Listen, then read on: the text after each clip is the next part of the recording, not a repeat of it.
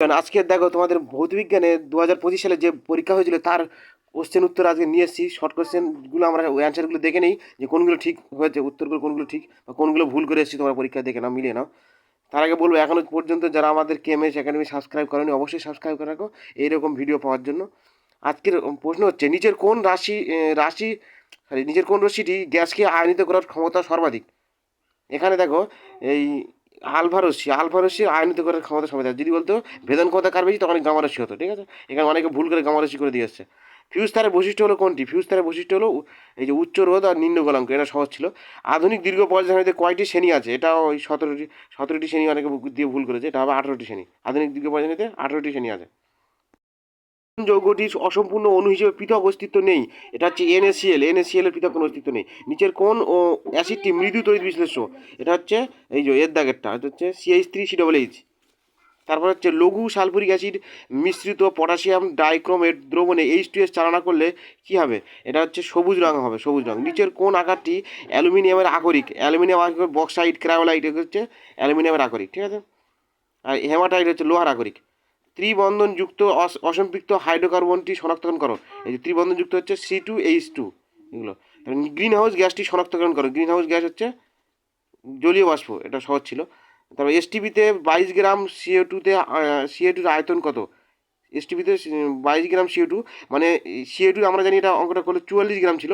আর এখানে যদি 22 গ্রাম, তাহলে এখানে ভাগ করে দিলে 11.2 আসে। ঠিক আছে, এসটিপিতে কার্বন ডাইঅক্সাইড অনু কত? এটা যদি বার করে 44 হয়, আর 44 দিয়ে 22 দিয়ে ভাগ করে দিলে 2 হয়। আর 11 যেহেতু এসটিপিতে যে কোনো গাছের আয়তন কত? 22.4 লিটার।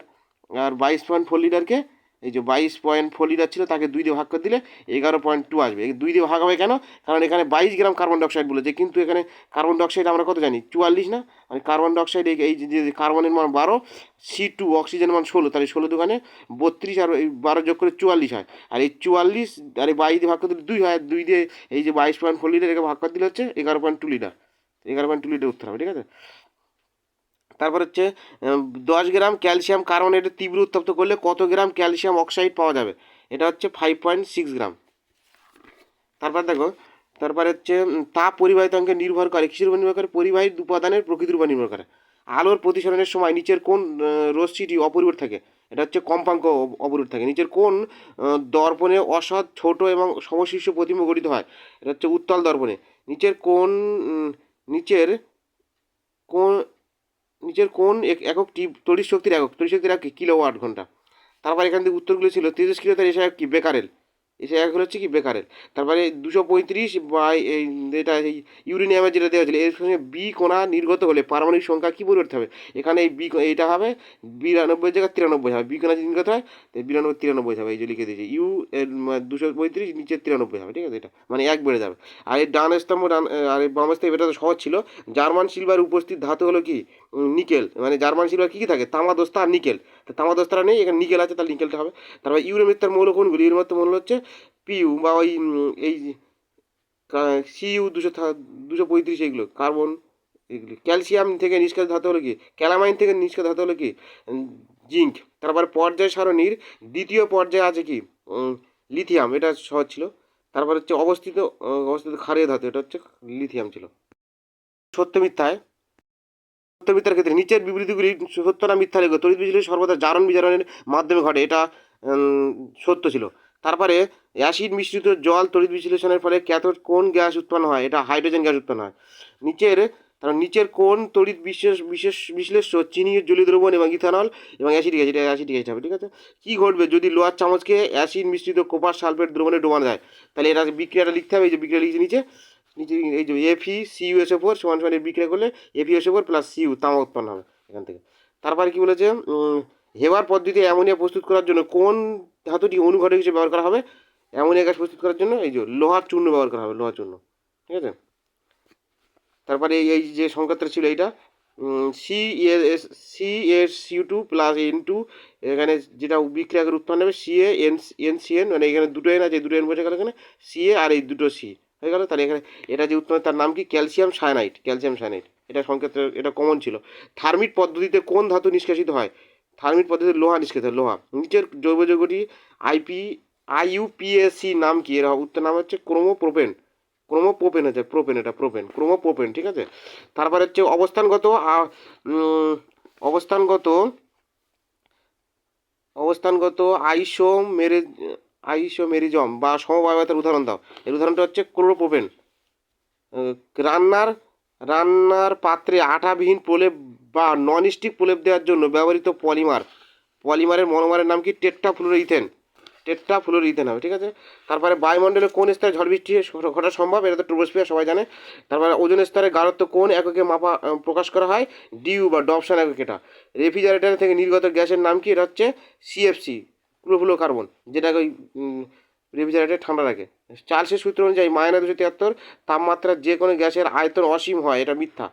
উম, যে কোনো গ্যাসের আয়তন, এটা চার্লসের সূত্র অনুযায়ী এটা হয় না। এসটিপিতে 16 গ্রাম অক্সিজেন গ্যাসের অবস্থিত অনুসরণ কত হবে? এটা 16 গ্রাম দিয়েছে। আগে তাহলে এসটিপিতে যে কোনো গ্যাসের অনুসরণ কত হচ্ছে?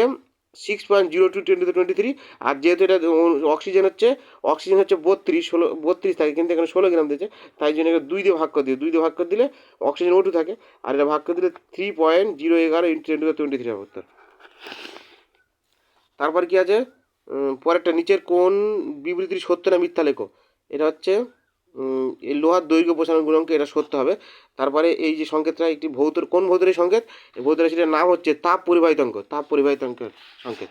তারপরে তোমার দেখো, নিচের বিবর্ধক কাঁচ রূপে কোন ধরনের লেন্স ব্যবহার করা হয়? উত্তল লেন্স ব্যবহার করা হয় বিবর্ধক কাঁচ হিসেবে। আলোক রশ্মি প্রতিসরণের সময় আপতন কোণের কোন মানের জন্য স্মেলের সূত্রটি প্রযোজ্য? এটা শূন্য হলে। কোণের মান কোন কোণের জন্য? শূন্য হলে এটা প্রযোজ্য হবে। বর্তমানে তড়িৎ বর্তনীতে ফিউজ তারের পরিবর্তে কী ব্যবহার করা হয়? সার্কিট ব্রেকার ব্যবহার করা হয়। 220 ভোল্ট 100 W বাল্বের রোধ কত? এটা সূত্রটা হচ্ছে ডব্লিউ সমান সমান VI। এই সূত্রে ফেললে 100 সমান সমান এখানে মানে ডব্লিউর জায়গায় 100 বসালাম, আর ভি এর মান কত? ভি এর মান হচ্ছে 220, তাই 220 বসিয়ে দিলাম। আর এই ডব্লিউ সমান VI, এই আয়ের মানটা এখানে দিয়ে বার করে নিলাম। আয়ের মানটা বার করে নিলে তাহলে এই 220টা এই নিচে চলে আসলো। কাটাকাটি করলে এখানে 5/11 হয়। আর ভি সমান সমান আই, আর এই সূত্রে ফেলতে হবে ফের আবার।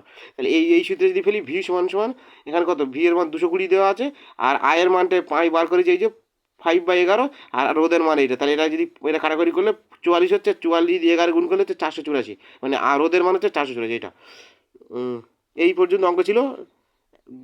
যা এই পর্যন্ত ভিডিও যদি ভালো লেগে থাকে অবশ্যই সাবস্ক্রাইব করে আমাদের পাশে থাকো।